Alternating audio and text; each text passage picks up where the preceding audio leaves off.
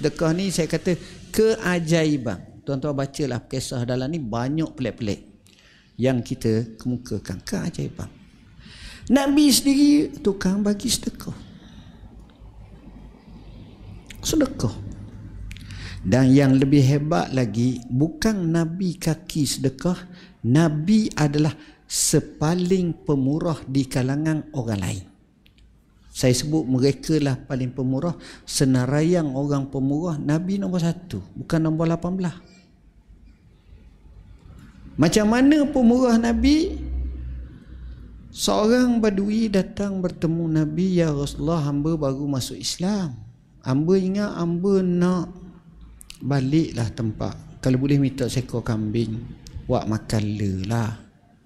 Nabi tengok selembah kambing. Nabi kata, "Ambil semua selembah." Minta seekor, dapat selembah. Kita minta selembah, seekor dah dapat. Tak maaf, tak cukup syarat. Ni minta. Hadis sahih riwayat Bukhari.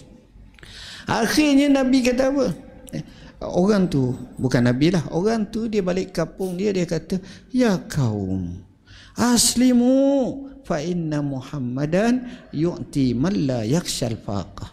Wahai kaum, kamu semua pakat masuk Islam lah, kerana PA perangai Muhammad, dia ni tak takut fakir. Tengok, dia paling pemurah. Riwayat Anas menyatakan, kana Rasulullah sallallahu alaihi wasallam ajwadan nas.